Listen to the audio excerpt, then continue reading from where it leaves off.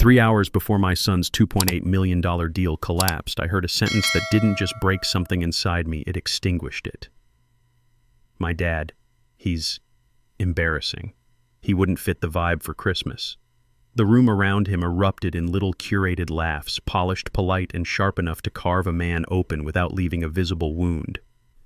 I stood alone inside my cold Oregon cabin, fingers stiff from the winter air, the phone pressed against my ear like a confession booth door, listening to my only child, the boy I raised through wildfire and widowhood, the boy whose life I burned my body to protect, mock me like I was an inconvenience he'd mistakenly inherited. He thought I couldn't hear. He thought I wouldn't know.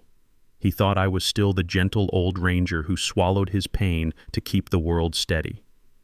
Then came the sentence that finished the job. I don't want him at Christmas. He's not good for my image. And just like that, Christmas wasn't canceled, I was. My name is Edward Nash, 62, former Oregon Ranger, a man who once ran into the 2011 Dead Man Ridge wildfire with smoke in his lungs and molten ash raining from the sky, dragging 3 men out of a firestorm that should have buried us all. I used to believe pain belonged to the forest, falling trees, burning metal, the scream of a man who knows he won't make it out. I was wrong. Nothing burns deeper than hearing your own son say, he's not the kind of father people want to see.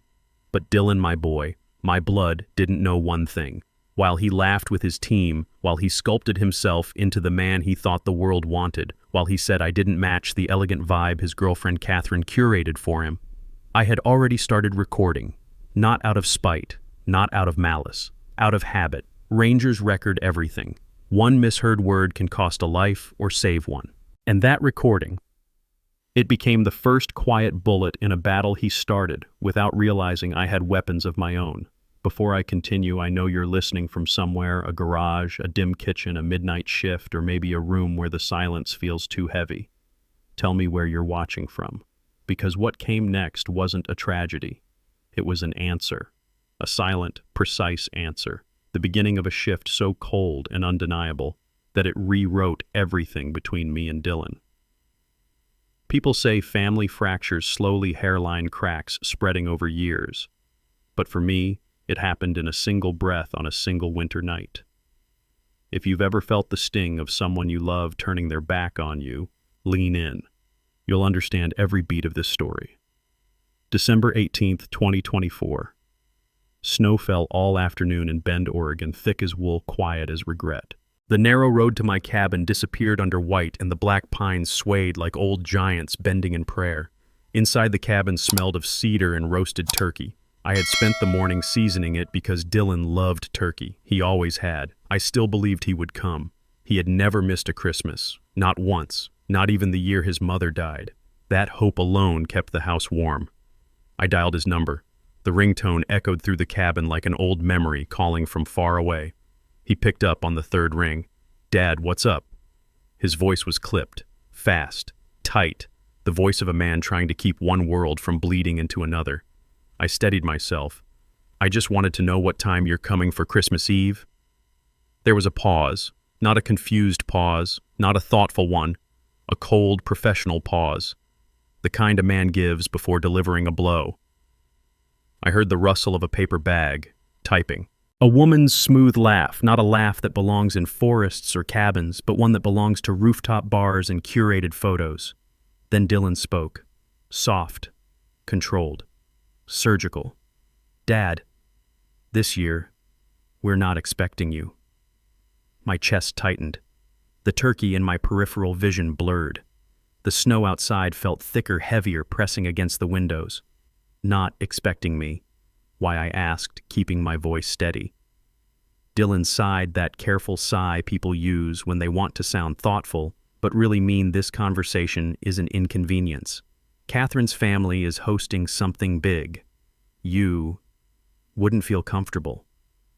Comfortable. Not appropriate. Not presentable. Not elegant enough for their photo-ready holiday. Behind him I heard Catherine's voice whisper, "It's better this way. Better for who I turned toward the window." Snow layered the forest like a sheet over a body. Then Dylan made a mistake. He forgot the phone was still in his hand. A man near him asked, Is that your dad? Dylan's voice dropped to a murmur, a cruel, embarrassed murmur he would never have used if he knew I was still there. My dad doesn't fit the vibe. He makes people uncomfortable. That word uncomfortable hit harder than any falling tree or burning branch ever had. My vision blurred. Memories rose like ghosts, Dylan at 7 running behind me through the woods asking Dad, why aren't you scared of fire? Dylan at 15 crying into my jacket the night his mother died. Dylan at 18 saying I want to be brave like you. And now Dylan at 30 saying I didn't match the image he needed to maintain. I looked at the wooden wall above the stove. My bravery in wildfire operations medal hung there, its bronze surface catching the faint orange light of the cabin. A medal earned in smoke ash and near death. A medal my son never asked about. A medal that didn't fit his vibe.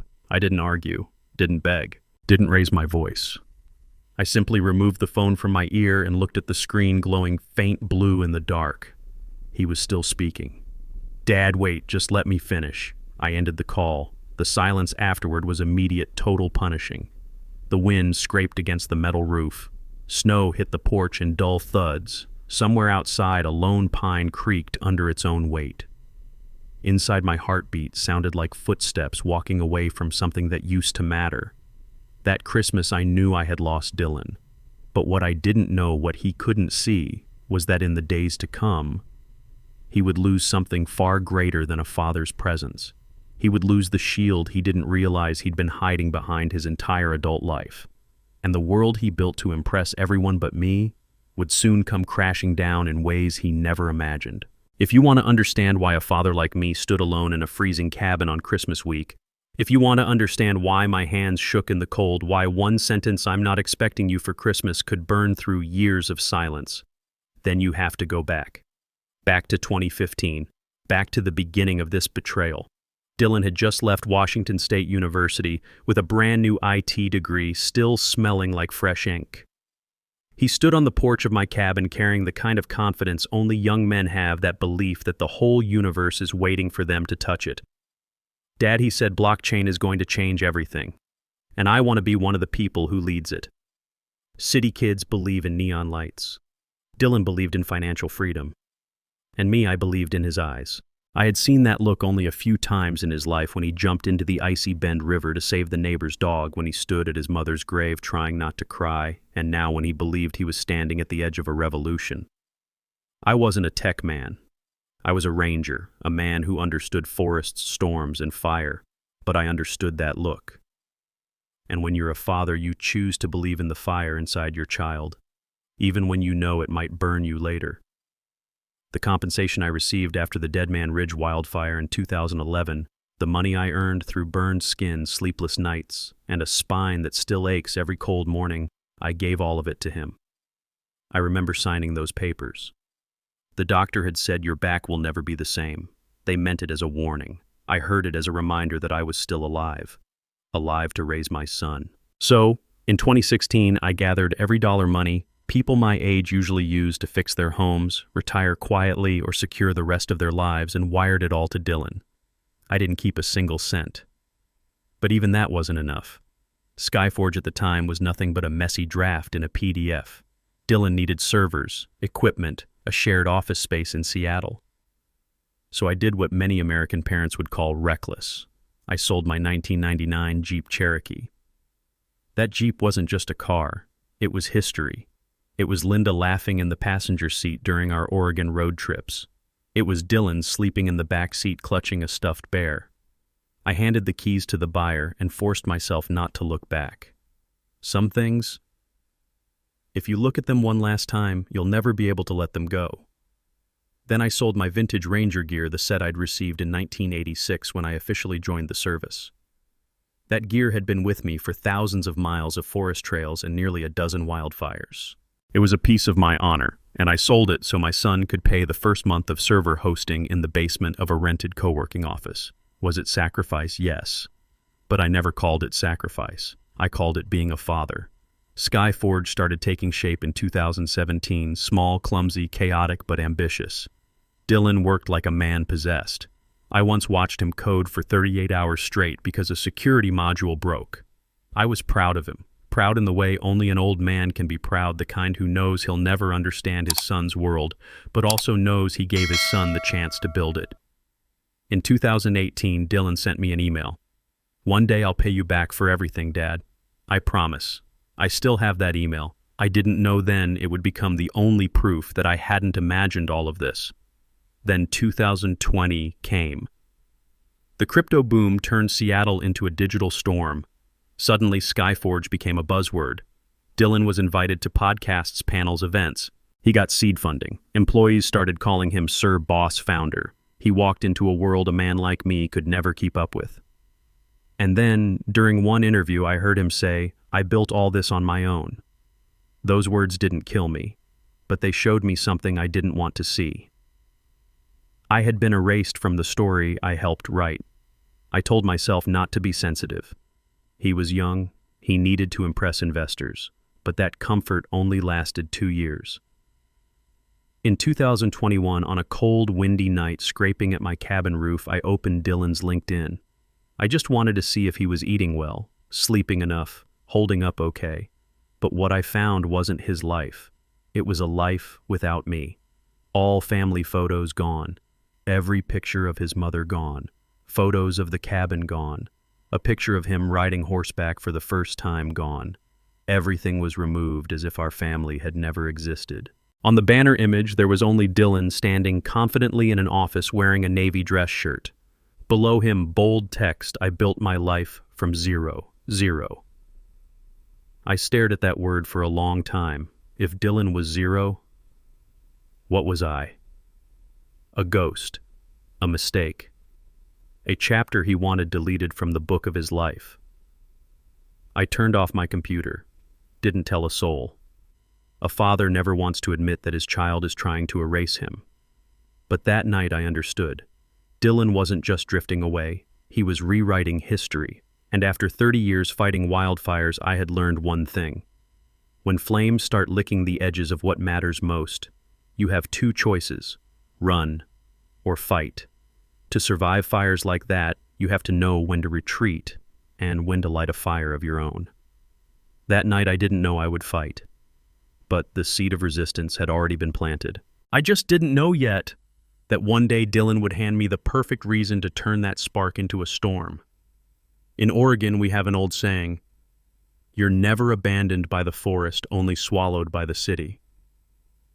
I never understood that until Dylan stepped into the world of the Hartmans, the family that reshaped not only how he saw the world, but how he saw me. And from them, the first cracks between father and son began to spread like the roots of a dying tree. Catherine Hartman came into Dylan's life in early 2023. I didn't learn about it through a formal introduction. Just a quick call, "Dad, I'm seeing someone. She's amazing."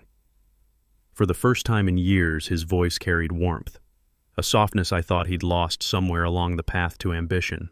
But he said nothing else. No photos, no details, no stories, no mentions of where she came from or what she did. I assumed the simplest explanation: he fell in love.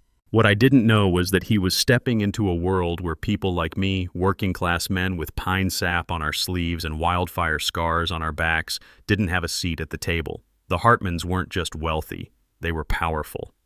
In Seattle, the name Hartman opens doors by itself. Properties along Lake Union, Hartman and Doyle, architecture worth hundreds of millions, longtime donors at the Gates Foundation, and dinner parties where every invitation is a ticket to the upper class.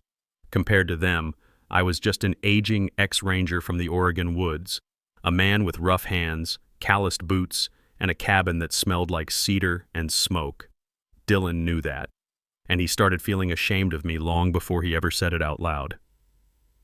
In July 2023, Dylan was invited to the Hartmans' home for dinner. He called me sounding hesitant. "Dad, I'll be home late tonight. What's happening tonight?" "Just dinner, nothing big." I believed him. Old men tend to believe simplicity even when the truth is far from simple. But that dinner wasn't nothing. It was an evaluation, a silent test to see whether Dylan belonged in the Hartman world. And in evaluating him, they evaluated me. Catherine told me the scene months later when truth began leaking through cracks Dylan couldn't patch anymore. The dining table was longer than my entire cabin porch. Cream linens, tall candles, Soft light bouncing off crystal glasses like reflections on Lake Seattle in March. Beautiful, cold, expensive. Melissa Hartman. Catherine's mother sat upright wearing a strand of large pearls and a smile I'd seen before the kind, wealthy tourists wore when they asked to take photos with rangers. Polite, kind, and quietly condescending. She asked Dylan about his family. He spoke of his mother, Linda, who'd passed years ago. The table went silent for a moment. Then Melissa swirled her wine, lifted her eyes, and asked, "And what about your father?" Dylan hesitated. "Just a second. But with people like the Hartmans, a second is enough." She smiled thinly. "Your father is very rustic, isn't he? Hard to fit in with our circles." Rustic. A word that sounds charming when it describes furniture, not so charming when it describes a human being. In the upper-class American vocabulary, rustic means unrefined, unpolished, not our kind. Catherine told me Dylan didn't defend me. He only smiled politely and said he prefers living quietly, solitude. He avoids social events, avoids, as if I hid from the world, as if I was some lonely forest hermit. I never avoided people. I only avoided pretending. But that night, Dylan cast me as someone who didn't fit, like an outdated relic he didn't want to drag around. Weeks later, Catherine texted him, "I'd love to meet your dad someday. He sounds warm." Dylan replied with something I never said: "Dad doesn't like meeting new people. Didn't like meeting people. I'd led school groups into forests every summer. I'd taught survival classes for an entire town. I'd spoken in front of 200 people at the 2009 firefighting conference. That wasn't truth. That was a narrative. A narrative Dylan was building without me." In October 2023, Catherine suggested, "Let's meet your dad. Saturday works for me." She meant it. Unlike her mother, Catherine was sincere. Dylan agreed, but the night before the meeting he called me sounding detached. "Dad, Kathy's not feeling well. We'll reschedule," I asked softly. "Are you sure?" "Yeah, Dad. She said she's tired. I've got meetings too." I didn't question him, just felt a small sting of disappointment. Old men rarely suspect their children of lying, but the truth was far from what he said. Catherine hadn't canceled. She waited. Dylan never brought me, because in his mind I didn't fit his image. Everything unraveled because of a tiny accident, but a cruel one. In March 2024, Catherine accidentally sent a message to my old Facebook Messenger. Maybe she thought it was a Skyforge group chat. It said, "I wish your dad had come last fall. I was excited to meet him." I stared at the message for a long time. Then I replied, "Kathy, I wasn't told about any plan to meet." She wrote back almost instantly. "Dylan said you refused, that you preferred staying in your cabin." Refused, the cleanest cut I'd felt in my whole life as a father. I hadn't refused. I hadn't known. I hadn't been allowed to know. Dylan had rewritten the entire meeting, turning me into the obstacle. An hour later, Catherine sent me screenshots of messages Dylan had deleted from her phone. "I don't think it's a good idea for Kathy to meet my dad yet. He's a bit rough around the edges." Rough around the edges.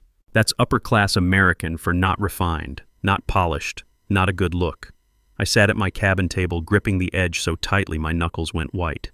The wind slammed against the door. The fireplace crackled, but the cold sank down my spine, not because I was angry, but because I finally understood Dylan wasn't distancing himself. He was embarrassed by me. He was afraid I'd ruin the image he was crafting for the Hartmans, afraid I wouldn't match the crystal glasses, the tailored suits, the conversations about investment funds and global crypto markets. He was afraid I'd remind people where he came from. And in Dylan's new world, that truth had to be buried. I called him. No answer. Second call ignored. Third voicemail. The next day he texted me, "Dad, don't make a scene. I'm busy." Make a scene. Talking to my own son was making a scene. That was the moment I finally saw the whole picture. Dylan had switched families, not on paper, but in identity. He was redefining himself without me in the frame. That night I opened Dylan's LinkedIn again. I looked at every missing photo, every gap where family used to be. He didn't delete them because he forgot. He deleted them because he didn't want proof, and the shame he carried didn't come from me. It came from where he wanted to belong, the Hartmans. Catherine may have been kind, but her family and their world had planted a fear inside Dylan, the fear of being looked down on, and Dylan chose the easiest solution. Push down the person below him, me. Parents often think my child is just lost, They'll come back eventually. But that night I learned something harder. Some children don't just lose their way. They burn the bridge behind them so they never have to return. Dylan had done just that, not with fire, but with erasure. The Hartmans were only the catalyst. But Dylan was the one holding the knife. I reopened the old 2018 email he once sent me. "I'll never forget what you did for me, Dad." The line didn't hurt because it was untrue. It hurt because the boy who wrote it no longer existed. And that was when I began documenting everything. Every transaction, every email, every message, every small detail. I didn't know when I'd need it, but I knew with certainty that someday Dylan would push me far enough that I could no longer stay silent. And when that day came, I wouldn't walk into that battlefield unarmed. I'm Edward Nash. 30 years fighting wildfires taught me one thing. If a flame starts eating the things you love most, you either run or you learn to turn that fire back on itself. And Dylan was already handing me the match. Not every storm arrives with thunder or lightning. Some come quietly through emails, hallway whispers, and the way people avoid your eyes. At Skyforge, the storm began exactly like that. In mid-2025, Dylan called me something he rarely did anymore. But it wasn't to ask how I was doing. Dad, Skyforge is going through due diligence. A fintech company in San Francisco wants to acquire us for $2.8 million. His voice carried excitement and pride, but not joy. Not the kind of joy a son has when sharing good news with the father who raised him. It was the voice of someone climbing too high, afraid any stain from his past might pull him down. I only said, "All right." What I didn't say was, I knew I wasn't part of that picture, not anymore. But young tech companies are never sealed fortresses. Cracks always show from within. I heard things through several people, but the piece that mattered most came from inside the team. Mark Lopez, 27, full-stack developer. The same man Dylan once proudly called the backbone of our back end. One night close to midnight, Mark called an old acquaintance of mine, a former ranger who'd switched into tech. That acquaintance passed a single sentence on to me, word for word. "You should know what's going on. Skyforge is rewriting the company's origin story." Rewriting. That word chilled me more than any Oregon winter night. According to Mark, during an internal meeting, Dylan stood at the whiteboard holding a marker and said slowly, "We need to clean the Nash origin story from our deck. Clean. Not update. Not revise. Clean. Like wiping blood off a floor." Mark said he felt his heart hammering as he watched Dylan erase parts of the early timeline, the seed money I gave him. The fact Skyforge started in my garage, the photo of him and Linda in front of the cabin. Every trace of family involvement, all deleted, replaced with founder bootstrap and early investor support. Early investor.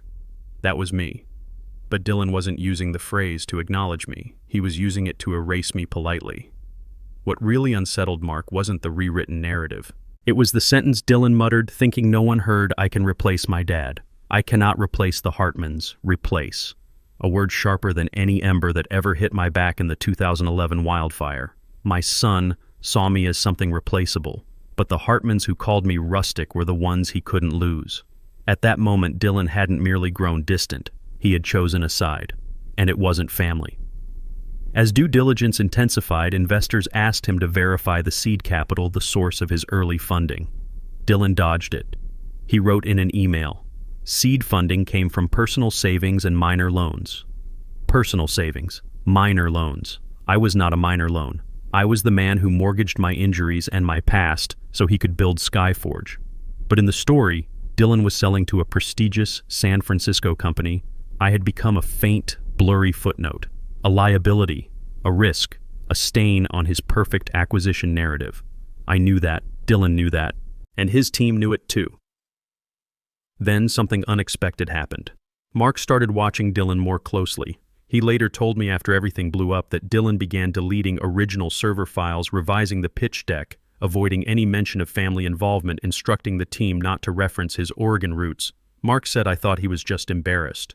But then he crossed a line. That line was an internal email that eventually leaked. "We need to ensure no external party references Nash in any early-stage Skyforge documentation. No references, no mentions, no existence.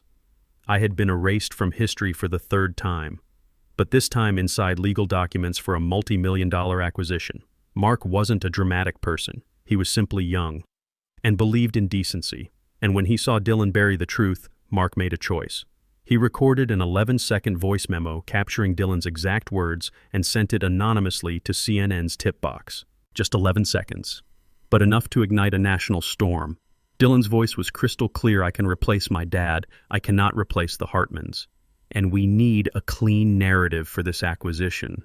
A father who hears those words is never the same afterward. When I learned that Mark had leaked the file, I was standing on my cabin porch. It was late summer in Oregon, dry pine needles cracking under my boots, the sky burning orange with sunset, the same color as the fire lines I'd seen for decades. I stood there a long while. It didn't feel like anger. Anger is too light. It didn't feel like pain. Pain is too familiar. It felt like standing before the stump of a great tree, one I'd tended and loved, now split by lightning, impossible to save. If Dylan wanted me erased from his story, then I would write my own.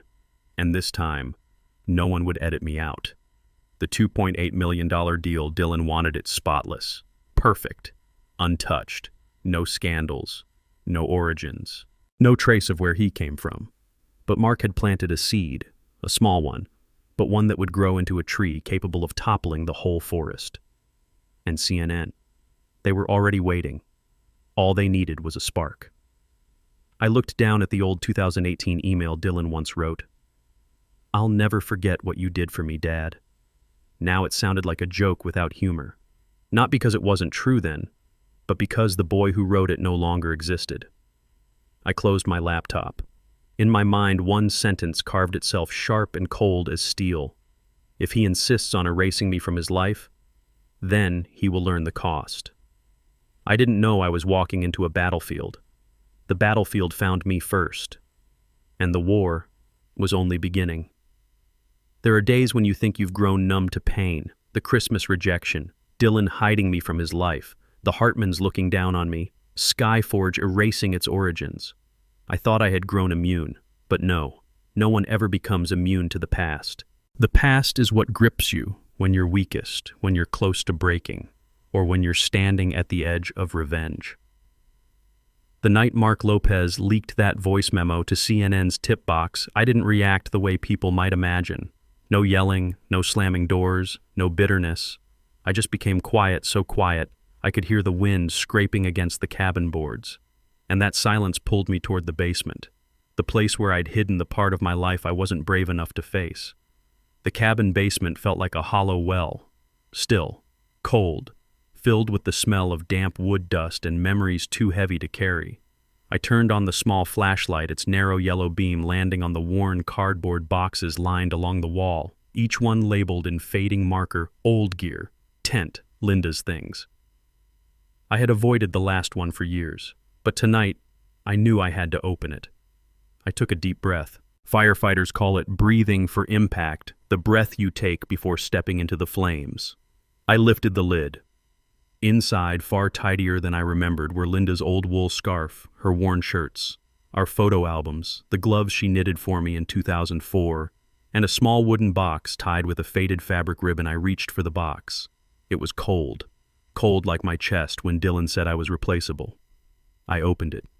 Inside was a letter, a single sheet folded in thirds, browned at the edges like burnt honey. The handwriting slanted and soft, exactly like Linda's voice. My hands shook when I touched it, shook because some part of me knew I was about to face a pain I had buried for 16 years. I unfolded the letter. Edward, if you're reading this, I've gone farther than you can reach. No matter what happens, keep Dylan close. He has your heart full of love, but easy to be pulled away. I dropped into the old wooden chair, the flashlight casting its pale glow across the letter like a beam exposing an old wound. Linda always saw things I didn't. She knew Dylan would grow up in a world nothing like ours, a world where kindness could be mistaken for weakness, a world where money could drown out memory. She knew, and she feared it, feared that Dylan would be pulled away when I was no longer strong enough to hold on to him.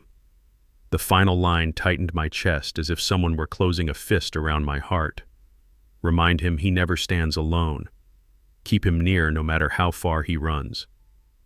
I read that line again and again, 7 times, maybe 10. I don't know. I only know every word pierced the softest part of me. At the bottom of the box was Linda's soft leather notebook. The last page, dated November 2nd, 2009, just 3 days before she passed, read, "I know you regret Huckleberry Ridge, but Edward, you chose right. You skipped the rescue shift to stay with me. I know it was the first time you chose family over duty. Never let Dylan think you abandoned anyone, least of all him." My breath caught. November 2009, the Huckleberry Ridge incident. A hiker had fallen into a ravine. I was the only ranger who knew the shortcut. The rescue team waited for me. But Linda was in St. Charles Hospital, barely breathing. The doctor whispered possibly her last night. I stared at my ranger uniform for a long time, then set it down and walked to her side. The rescue team was short-handed. They arrived late. The hiker didn't make it. That truth followed me for years, a ghost I carried in silence. Linda knew. She wrote those words to free me, but instead of freeing myself, I used the guilt to cling to Dylan, afraid he would slip from my grasp the way that hiker had slipped through time. Afraid to fail again. Afraid to lose what I loved most. I set the notebook aside. And then I saw a small photograph at the bottom, the edges worn, the colors faded. Dylan, around 8 years old, wearing the tiny ranger outfit I bought him at the Bend Fair, holding the little wooden hatchet, smiling so bright I could almost hear his laughter echoing across 20 years. I remembered that day. We were in the Deschutes forest, Linda holding the camera, Dylan running in circles shouting, "Dad, Dad, I want to be a ranger like you." I remember that sentence clearly, because that day I looked at him and thought, this boy will stay close to the forest, to us, to family. I was wrong. Not because Dylan betrayed me, but because I forgot to remind him who he belonged to. He belonged here, with us, with Linda, with the roots that kept him steady. I sat on the wooden floor, left hand holding Dylan's childhood photo, right hand gripping Linda's letter. Side by side, they looked like a promise and a broken one. Linda had believed in me, believed I could hold this family together, but I didn't. I let Dylan drift too far, let the city swallow him, let money blur his purpose, let the Hartmans define his worth, let Skyforge force him to choose image over truth. I looked at the child in the photo, those bright eyes staring straight at me as if asking, "Dad, when did we lose each other?" I stood up. Outside, the Oregon night was so cold that frost coated the window pane. But inside me, something wasn't cold anymore. It burned, hot like flame along the skin, hot like cabin wood cracking under heat, hot like the wildfire at Dead Man Ridge in 2011, the fire that took my health so Dylan could have a future. I whispered softly, but with a certainty that filled the entire cabin, "Linda, I kept my promise. But now, I will keep it in my way." I folded the letter, folded the photo, slipped both into the pocket of my old denim jacket. I knew exactly what was coming. Dylan thought he could erase me from Skyforge, from his life, from the $2.8 million deal. He thought I was replaceable. But Linda's letter reminded me, no one replaces roots, no one replaces truth, no one erases a father who sacrificed everything, and no one has the right to rewrite that story. Dylan started this war when he chose the Hartmans over me, but I would finish it. And this time I wasn't fighting for him. I was fighting for the promise, Linda's promise, my promise, the promise Dylan forgot. I climbed the stairs and opened the cabin door.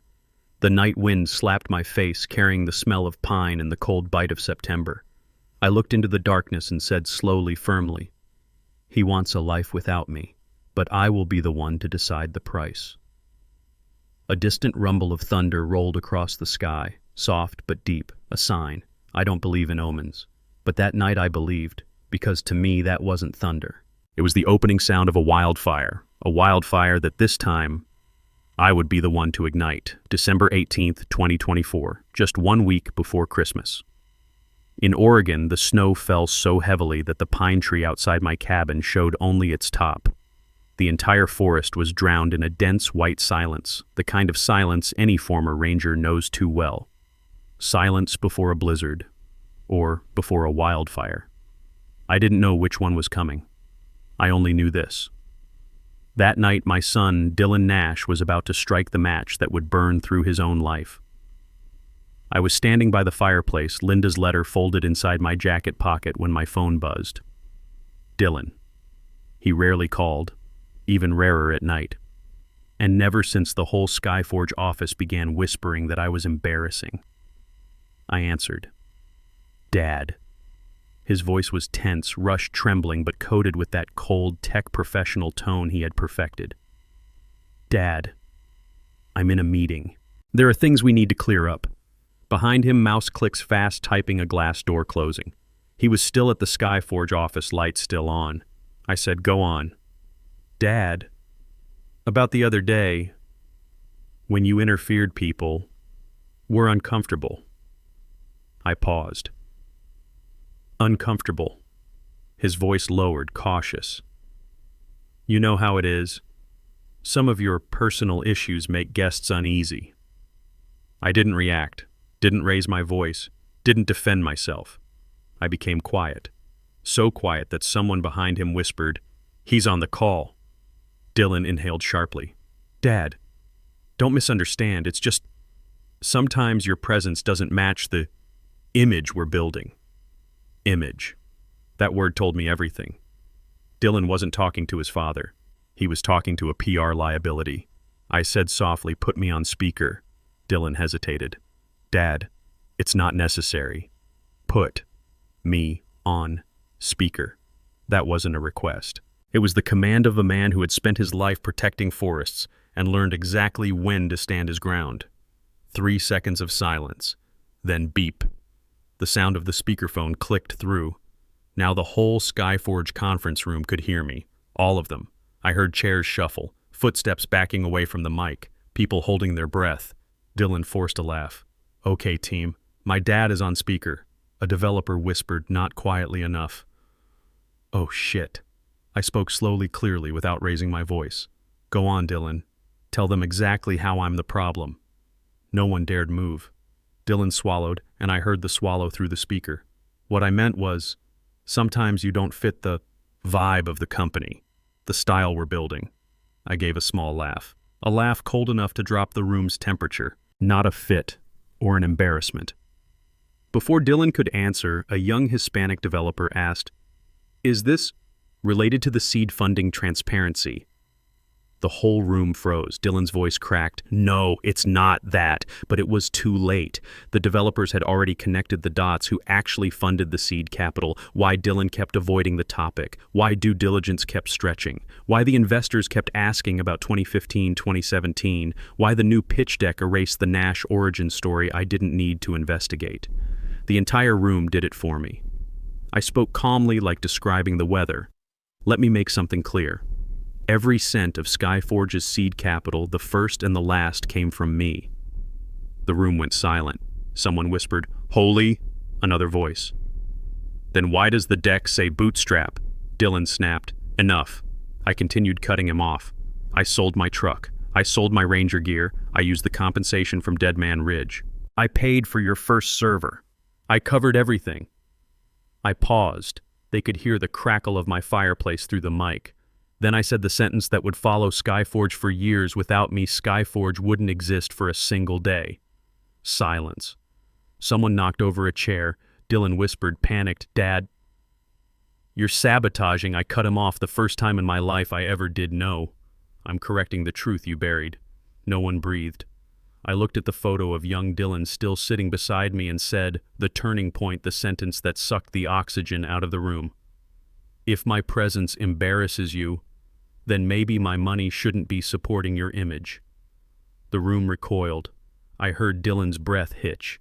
A dev gasped. Someone whispered, Oh my God, he's the real seed. Dylan tried to salvage his authority, his voice shaking despite his age, his title, his arrogance. Dad, you don't understand how corporate works, I said, my voice low and sharp as cold steel. I understand perfectly. You're selling a company built on a story that isn't yours to rewrite. A developer whispered Dylan. Did the investors ask about seed capital problems, Dylan? No. This has nothing to do with I cut in. If they need answers, I will speak to them myself. Dylan sounded almost desperate, Dad. Don't interfere. This is my deal. My company, my life. I replied, yes, your life. But whose money a direct hit? No softness, no detours. The room froze like someone unplugged the entire building. I lowered my tone, deep, even unshakable. Dylan, you can replace me in your story, but not in the financial records. That wasn't a threat. It was legal fact, and every person in that room knew it. A junior developer whispered, barely audible, so, technically, Nash is the original investor. Another answered quietly, legally, yes. Dylan nearly shouted, stop! Silence. Then I said, if you're ashamed to mention me, then that $2.8 million deal doesn't need my money to stand on. I said it like dropping a knife onto a table. Cold, precise, final. I turned the speaker off. Didn't wait for apologies, didn't wait for excuses. Before ending the call, I said, you want a life without me? You're about to learn what that actually feels like. Then the call ended. Only the sounds of my cabin remained, the wind scraping through the doorframe, the fire crackling softly and the old wooden boards expanding in the winter chill. I stood alone in the darkness, not angry, not heartbroken, something else, something colder, a thin layer of ice across Crater Lake in early winter. It was the feeling of leverage. I realized something clearly. Dylan wasn't the only one with choices. He chose to erase me from his story. I chose to tell the truth. He chose the Hartmans. I chose the law. He chose a polished image. I chose reality. He chose $2.8 million. I chose something stronger. The very origin of Skyforge. The truth he tried to bury. That night when I shut the cabin door, the Oregon sky was black as tar, but something had never been clearer. This was no longer a story about father and son, not a story about a tech acquisition, not a story about embarrassment, class, or narratives. This was a battle. And for the first time in years, I was ready to fight again. Not with fire, but with truth. And truth was about to burn Skyforge from the inside out. December 19th, 2024. Oregon was still buried under snow, but that morning when I woke up, the snow wasn't the coldest thing in my day. The coldest thing was the feeling in my chest as I opened my file cabinet and stared at the $420,000 loan agreement I had co-signed with Dylan 18 months earlier. I remembered every stroke of my pen on that document, shaky from an old wrist injury. And I remembered Dylan signing his name, boldly glancing at me with unshakable confidence. Don't worry, Dad. I'll grow this into something big, and I'll pay back every cent. A promise. A young man's ambition, and a father's blind faith. I spread all the documents across the table, line by line, item by item. $420,000 alone used for a next-gen server cluster hardware for blockchain algorithms, a 2-year co-working lease, 12 custom-built workstations, an AWS enterprise support package. Dylan was the borrower. I was the co-signer. And at the bottom, the small line most young founders never bother reading: guarantor reserves the right to call for early repayment within 72 hours if borrower behavior constitutes financial or credibility risk. I read those words as if hearing Linda whisper from the past, Edward, you must know when to stop sacrificing. I understood. Dylan turned me into an embarrassment. He didn't want me for Christmas. In his life, I was a crossed-out footnote in a pitch deck, but in that contract, I was the only person with the power to choke Skyforge with a single signature. I stepped onto the cabin porch. Snow had piled nearly 2 feet high. The Oregon air squeezed the lungs like it wanted to test whether you were strong enough to survive it. I took a full breath. Then I went inside, opened my laptop, the same old laptop Dylan had once bought me so I'd stay up to date. I opened my email and began typing. To First Northwestern Business Credit Department, Loan and Risk Division. Subject request for early repayment, activation, loan, bar FN 8274.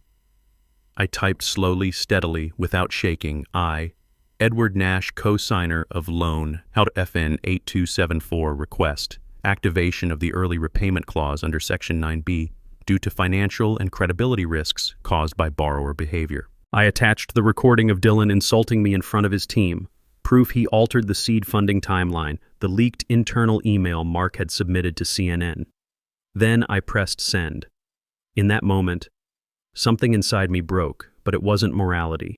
It was the last thread connecting me to the old version of my son. 15 minutes later, at exactly 9:42 a.m., I received a reply. Loan flagged as at risk. Borrower and cosigner will receive repayment obligation notification within 2 hours. It felt like the metallic slam of a prison gate, cold, heavy, irreversible. I stepped outside again. Snow was still falling, but it didn't look like snow anymore. It looked like ash. Ash from a family. Ash from a truth burned down.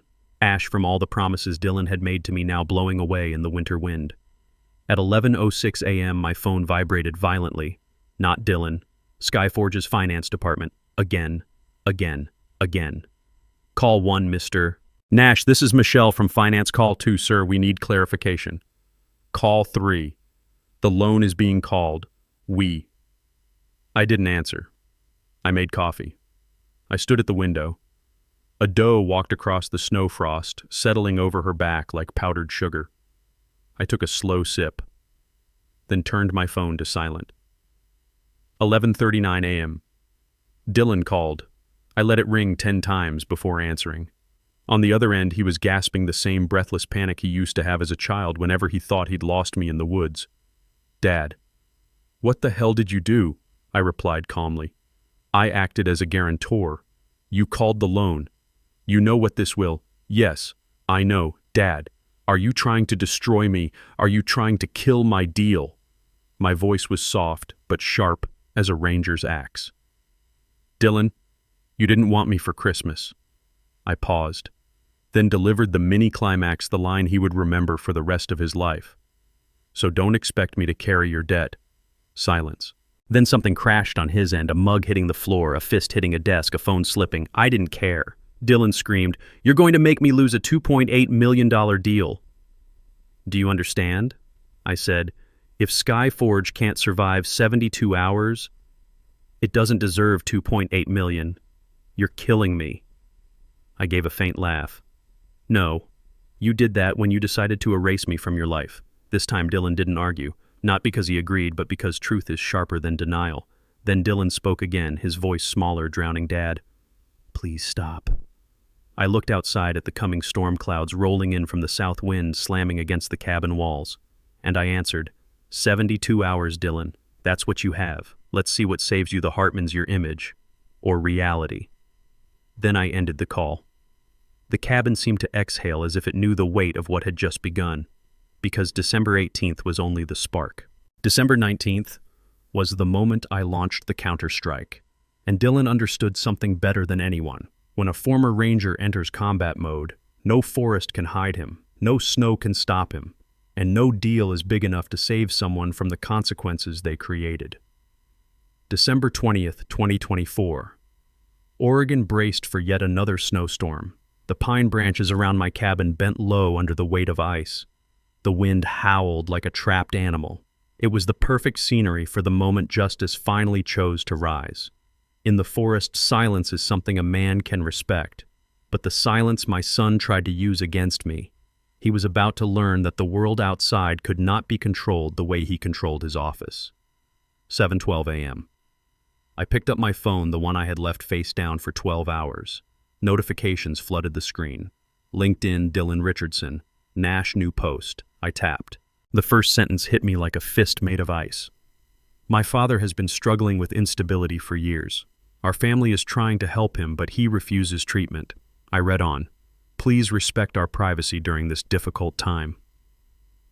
Mental health, family, first #support. He turned me a father. He had erased, used, rewritten into a burden, a fragile mind, a man who needed treatment. A few strangers gave sympathy hearts. A handful commented with concern. But Dylan made one fatal mistake. A mistake common among wealthy, young, arrogant founders. He underestimated the American veteran community.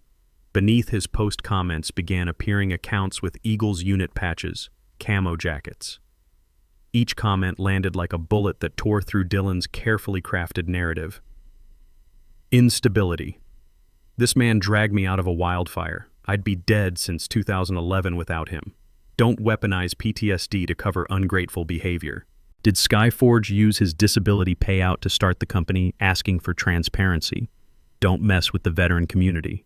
We stand together. The more Dylan tried to delete comments, the more attention it drew. Comment deleted kept appearing, and that phrase alone spread the smell of guilt. I didn't reply. I didn't defend myself. I let truth do the defending. December 20th, 11:04 a.m. The first email from CNN appeared, subject voice memo regarding Skyforge Labs. Someone had leaked the recording of Dylan insulting me in front of his team, Mark Lopez. Another dev. A silent observer. It didn't matter. What mattered was that an investigation had begun. Moments later, a new notification. Facebook Messenger. Sender Jake Holloway, former wildland firefighter I saved during Deadman Ridge 2011. The message included a video. Well, it's time someone said this. I opened it. Jake stood outside the Bend fire station. Edward Nash is the bravest man I've ever met. I was trapped in a fire whirl. He ran in while the wind shifted. No one does that unless they have a real heart. Then Jake looked straight into the camera. If Dylan thinks his father is unstable, then I hope the whole country becomes unstable. I laughed under my breath. A quiet laugh, but cold. The laugh of a man who realizes he is not alone. Jake ended the video. I'm ready to say this on any network. 39 seconds, that was all, but it was a perfect spark. Afternoon, December 20th. I did something I never thought I'd do. I created a Facebook account, and I wrote a post short, calm, without self-pity. My name is Edward Nash. I am not unstable. I am a father who sold his first Jeep, his only Ranger gear, and 8 years' worth of injury compensation to help his son build a company. If I made a mistake, it was loving without boundaries. I attached a photo of my cabin, a photo of Linda's letter, only the envelope marked to Edward, a photo of 7-year-old Dylan in his Junior Ranger costume, the 2016 server invoice I paid. I hit post. Then I made coffee and watched the snow fall, expecting nothing. 45 minutes later, 900 shares. 3 hours later, 11,000 likes, 7,000 comments, mostly veterans. 24 hours later, over 2 million views. One comment stood out. When a son forgets where he came from, he loses himself long before he loses money. Soft, simple, but it erased Dylan's narrative like wind sweeping snow off a trail. December 21st, CNN sent another email. Mr. Nash, we'd like to schedule an interview regarding Skyforge the loan and the recent statements. The story is gaining national traction. I read the sentence 3 times, not out of surprise, out of recognition. When you've watched a wildfire spread from a single spark, you understand exactly how a story spreads fast with wind, far, with dry grass. Dylan's lies were dry grass. The veteran community was wind. December 22nd, 9:00 a.m. Email from a CNN producer. Interview confirmed. December 23rd, live segment. I closed my laptop. No triumph, no excitement, just the profound quiet of justice walking toward its seat. Night of December 22nd. I sat alone in the dim cabin. The fire crackled softly. The flames flickered against Linda's letter like a memorial candle. I thought about what was coming, the 2.8M deal, the $420,000 loan being called Dylan drowning under deleted comments, Facebook posts still going viral, Jake's video spreading nationwide through firefighter groups, CNN connecting every dot. This was no longer my storm. It belonged to the entire community now. A community Dylan should never have tried to fight, but chose to. December 23rd, 7:05 a.m. Sky, the color of steel. Wind slamming against the windows. The phone rang. Unknown number. I answered. Mr. Nash, this is CNN. Your segment is scheduled for 6 p.m. tonight. At that exact second, I felt the shift revenge turning from emotion into law media and truth sharpened to a blade. I replied, I'll be there. The producer said, thank you, sir. We believe this story will resonate with the heart of America. I looked out at the forest. The snow had stopped, but the sky had turned steel gray, the color of days when justice stands up. I whispered, Dylan, you started this war. Now we'll see who survives it. December 24th, 2024, Christmas Eve. While most Americans were prepping roasts, unwrapping presents, and letting holiday music fill their homes, I sat alone inside the green room at CNN Portland. No Christmas tree, no blinking lights. Just a cold table, an untouched glass of water, and a thick folder resting in front of me. The folder didn't contain snow, but it was colder than anything outside. 8 years of bank transfers to Dylan, the 2016 server invoice, the $420,000 loan contract, my fit for duty, excellent occupational health rating, VA psychological certification. No PTSD, no behavioral disorders, Linda's letter, and finally the voice memo of Dylan humiliating me. I didn't come here to complain.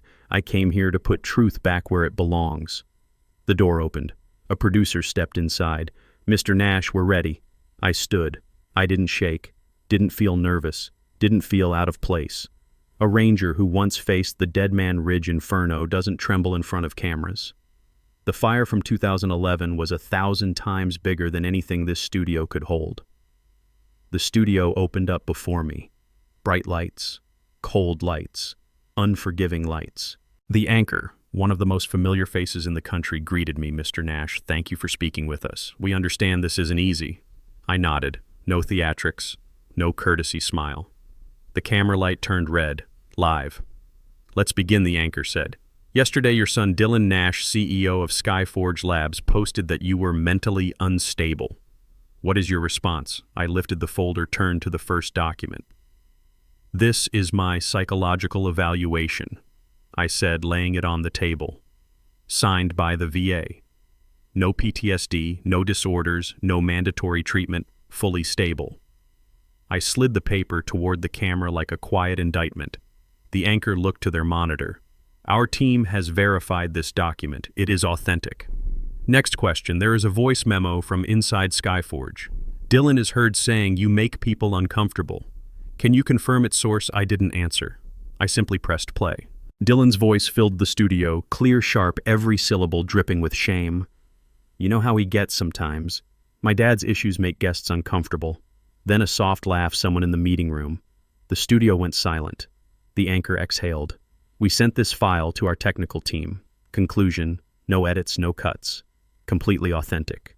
The third question, the most important one.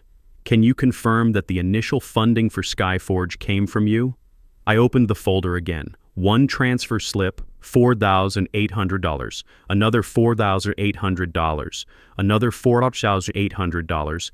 8 years worth, over $400,000. I spoke slowly, letting each word land. I sold my Jeep. I sold my Ranger gear.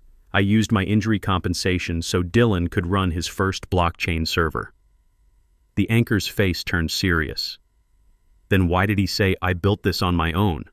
I looked straight into the lens, unblinking. My son erased me from his story because he believed my past wasn't polished enough for the world he wanted to impress. Silence fell across the room. Then came the fourth question added by the producers. "Dylan's PR team claims you made financial and media threats. Have they provided any evidence?" I replied plainly, "No, because there is none. But you did call the $420,000 loan." "Yes." "Why I placed the contract on the table?" "Because I'm the guarantor. When a borrower hides funding sources and builds a false narrative, I have the legal right to call early repayment. So you acted lawfully. I acted truthfully." Last question before the confrontation. "If you could say something to the nation, what would it be?" I inhaled softly, not from emotion, but because this was the blade meant to end the lie. My voice dropped firm and heavy like wet pine wood.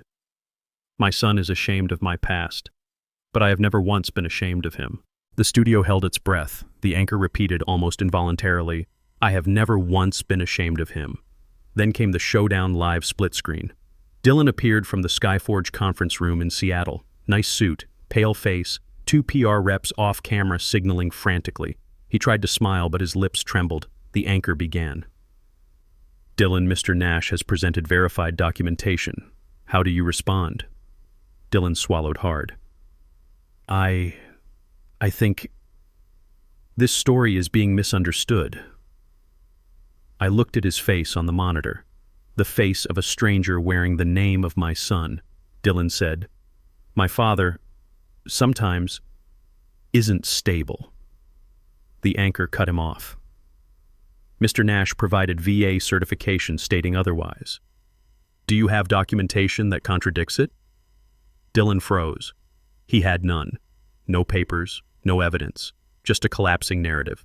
The anchor pressed, "Can you explain why the seed funding was removed from the pitch deck?" Dylan's eyes darted off screen searching for rescue. None came. At the end of the segment, the anchor summarized documents, records, and verified audio all confirm Edward Nash is telling the truth. And Dylan. Several of Dylan Nash's claims remain unverified.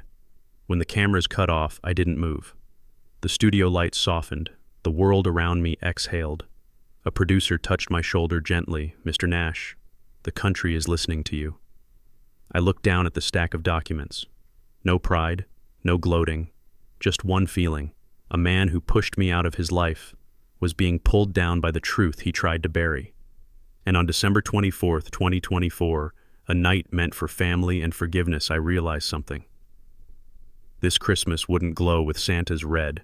It would burn with the red of truth. And Skyforge was heading into the coldest day in its history. December 25th, 2024. Christmas morning. In my cabin, the sky was ashen. No church bells, no children laughing, only the wind slamming against the wooden walls, each gust strong enough to make the whole forest tremble. I was standing by the window when the first email arrived from San Francisco. Subject status update on Skyforge acquisition.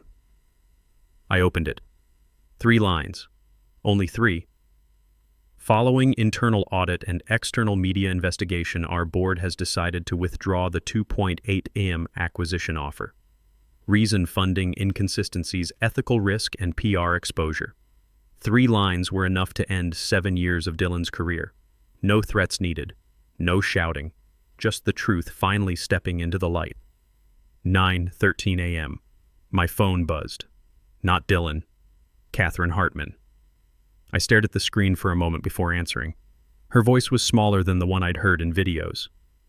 "Mr. Nash, I don't know what to say, except, I'm sorry." I said nothing. She continued, "My parents, they said being connected to Dylan affects our family's image. They told me I should distance myself for a while." A polite way of saying upper-class Seattle had cut him off. Around the same time, an email arrived from Mark Lopez, the developer who leaked the voice memo. "Mr. Nash, I'm sending additional files showing Dylan removing the seed funding from the pitch deck. You should keep them." Attachment. A screenshot of Dylan's internal message. "We removed the Nash chapter completely.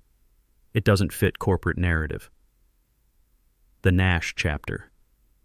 As if I were nothing more than a paragraph in a book he wrote by himself. I saved the file. Did not reply. Noon, December 25th. A final message from Mark. They revoked his laptop access. His badge is disabled. He's on indefinite administrative leave. In startup language, that meant you've been kicked out of the company you built. Skyforge shut down Dylan's accounts by afternoon. His screen went dark, replaced by a cold message, "Access denied, contact HR." I pictured that moment. A man who once thought he was untouchable, unable to log into the software he created. December 26th, the scandal split into 2 new waves. Wave 1. The investor issued a public statement. Skyforge did not disclose early seed sources. Wave 2. Rangers, firefighters, veterans began posting stories about the Dead Man Ridge wildfire the day I saved 3 people. My name started trending #Nash Fireline, Hero Dylan's #Skyforge. Lie 2 hashtags standing side by side, 2 sides of one truth. December 27th, Catherine stood at a crossroads. She sent me a long text. "Mr. Nash, I know Dylan was wrong, but I also know he was afraid, not of you, but of being overshadowed by you. He always felt like he was living in your shadow." Her words didn't soften me. They simply clarified a fear Dylan had never voiced. Catherine ended with, "If there's any way you could let him speak the truth, please let him." I didn't respond. Opportunities only matter when the person receiving them knows how to keep them. December 27th afternoon, Dylan called 17 times. I didn't answer. 18 times. Still no. 19 times. I turned the phone face down. December 27th, 11:56 p.m. A storm hit Oregon. Wind slammed against the cabin like someone trying to break in with bare fists. I was adding wood to the stove when I heard something outside. A car. A door. Footsteps crunching into deep snow. I opened the front door. Dylan stood there. Coat soaked. Hair matted. Face pale. Eyes red from crying or from not sleeping for 2 days. His breath fogged under the porch light. "Dad." His voice cracked nothing like a CEO. More like the boy who got lost in the woods for 30 minutes back in 2001. "Dad, please, just listen." I blocked the doorway, didn't invite him in. He trembled but continued. I know I ruined everything. Not because of the money, not because of the Hartmans, but because I was scared. I said nothing. He inhaled hard like someone about to confess the one truth they've run from their entire life. I was scared I'd never be good enough, as long as you were in the room. Snow thickened. Wind wailed like a child in pain. Dylan continued, voice splintering. I erased you from the story because I thought, if you weren't in it, no one could compare me to you. A late confession. Too late to fix anything. But the first honest thing he'd said in years. He lifted his eyes, wet, desperate. "Dad, I'm sorry." I looked at him. For a long time. A very long time. But I didn't speak. Didn't hug him. Didn't nod. Didn't forgive. My silence was its own verdict. And Dylan understood it. He lowered his head, snow collecting on his shoulders, and took one unsteady step back. He said one last thing, soft but sharp enough to break a tree in a storm. "I'll come back when you're ready to hear me. I'll wait." Then he turned away, feet sinking into the snow, his silhouette bent by wind, and by the weight of consequences he created. I watched him disappear into the storm, not triumphant, not satisfied, not vengeful, just aware of one cold truth. It wasn't the 2.8 million deal that collapsed. It was Dylan's illusion of who he thought he was. And sometimes, that is the harshest awakening a person can ever face. Early 2025. Oregon had finally come out of the storms. The snow melted the way a person recovers after major surgery, slow, fragile aching. Dylan's life melted in the same way. January 8th, 2025, Skyforge went up for sale. No more $2.8 million. No more investors circling around. No more bright conference rooms or polished story decks. The acquisition notice was brutally short. Acquisition value enough to cover outstanding liabilities. Just enough to pay the debts, not a dollar more. Mark emailed me shortly after they took the code base, not the narrative. A bitter sentence, but true. Skyforge was sold like an old electronic device. If it works, they'll buy it. The story goes straight into the trash. January 14th, Dylan's new job. Not a CEO, not a founder, not a keynote speaker in blockchain conferences. Just a mid-senior developer in San Jose. $85,000 a year. A regular office chair. A shared Slack channel. No private office. No name on the glass door. He texted, "I'm starting over. No dad, no Hartmans. Just code." I didn't reply. Sometimes silence teaches better than guidance. January 19th, the Forest Service email, subject, Honorary Wilderness Advisor. After the Skyforge scandal, after CNN, after millions rewatching the Dead Man Ridge footage, Oregon's Forest Service wanted me back.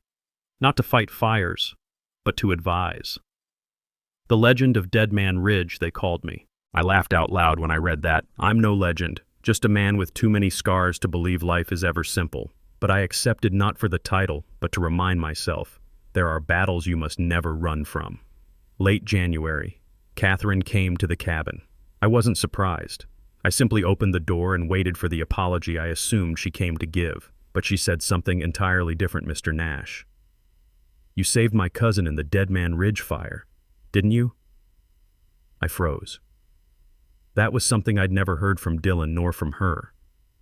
Catherine lowered her gaze. "He told me a ranger ran straight into the firewall to pull him out.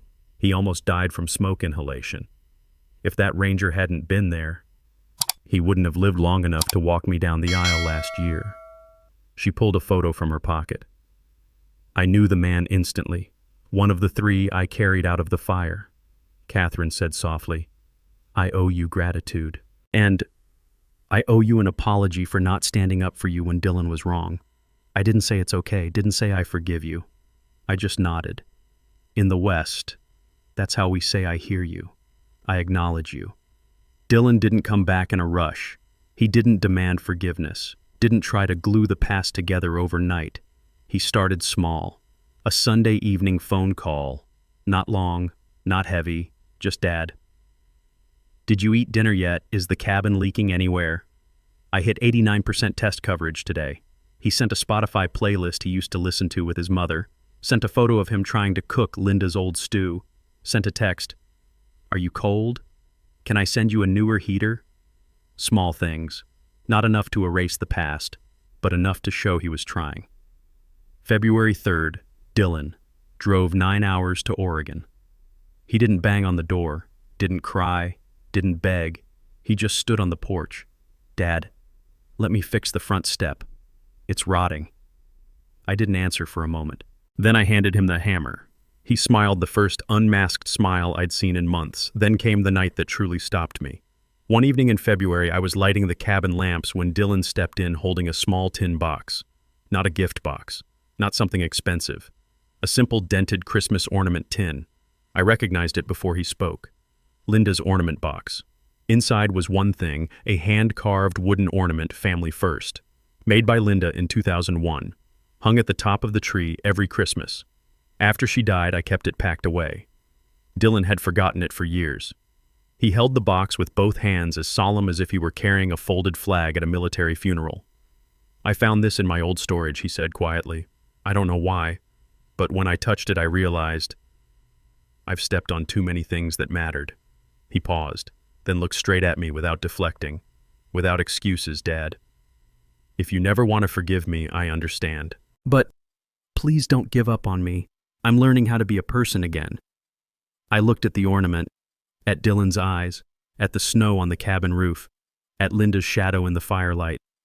I didn't say I forgive you, didn't say I accept.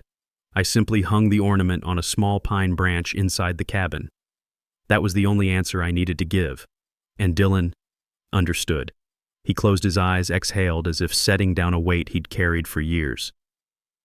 Early 2025. Ended with a simple scene. Two men, a father and a son, standing side by side repairing a fence while soft snow began falling again. No dramatic apology, no grand Hollywood embrace, no perfect ending, just two people learning how to exist in the same story once more. And sometimes, that is the true beginning of redemption. November 12th, 2025. Oregon. A late autumn morning. No more blizzards. No more screaming winds.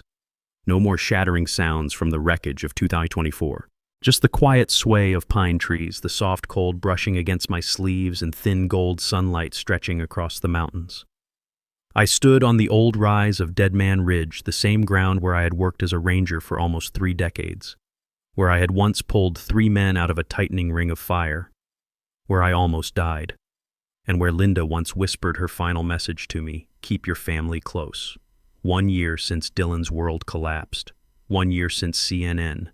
1 year since I called back the $420,000 loan and let his $2.8 million dream turn to ash. I stood there not to feel proud, not to feel hurt, but simply to breathe, to stand in the one place where my life, the part Dylan tried to erase, finally returned to where it belonged. A car door closed behind me. Dylan stepped out. No suit, no expensive watch, no posture of a CEO who once believed the world orbited him. Just a flannel shirt, dusty jeans, and hands that had grown rough from almost a year of real work in San Jose. "Dad," he said, breath turning to fog in the cold air. "I came earlier than planned." I didn't answer immediately. I looked at him, the son who once hurt me so deeply that I thought nothing would ever be whole again. And yet now he was the same man who drove to the cabin each week, shoveled snow, fixed the porch, asked about my joints whenever the weather dipped. A single year can change a man the way a wildfire changes a forest, not by burning it down, but by reforging it. Take this and give me a hand, I said. Dylan nodded. We both bent down and lifted the wooden sign new, but not entirely. I had kept the original board, only recarved the lettering that had faded since 1992. Nash Cabin, established 1992. Dylan ran his fingers along the graying eyes, softening. I erased you from my life once, he said quietly without looking at me. But I can't erase our family's history. I tightened my grip on the drill. I never asked you to remember, I said. I just needed you to understand. Dylan nodded for the first time in years, without defensiveness, without excuses. We mounted the sign back in its old place. The first screw went in with a sharp, steady sound like the opening note of a new chapter. When the final bolt tightened, Dylan stepped back to look at it. Dad. His voice wavered slightly. I can't undo what I've done, but I'm trying to be worthy of the name on this sign. I turned to him, my son now a different man, a man who finally learned the one lesson Linda penned in her note back in 2009, teach him to keep family close. For years I read that line as a request. Now I understood it was a prophecy. Wind moved through the pines on Dead Man Ridge, carrying the familiar scent of sap and something else, something like closure. Quietly in my mind, I spoke to Linda. I did it. Not by making Dylan perfect, but by bringing him face to face with truth and letting him rise from the ruins he created.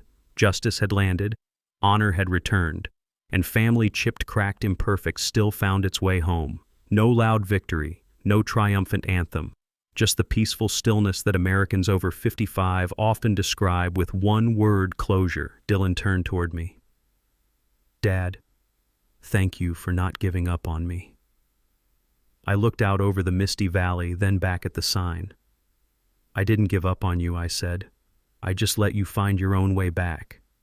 Dylan smiled, small, tired but real. I'm back now. I nodded. And for the first time in months, my heart felt lighter than the first snow of winter. Thank you for staying with me until the end of this story. If you've ever felt misunderstood by someone you love, or if you've reclaimed your sense of honor in your own quiet way, I'd love to hear your thoughts.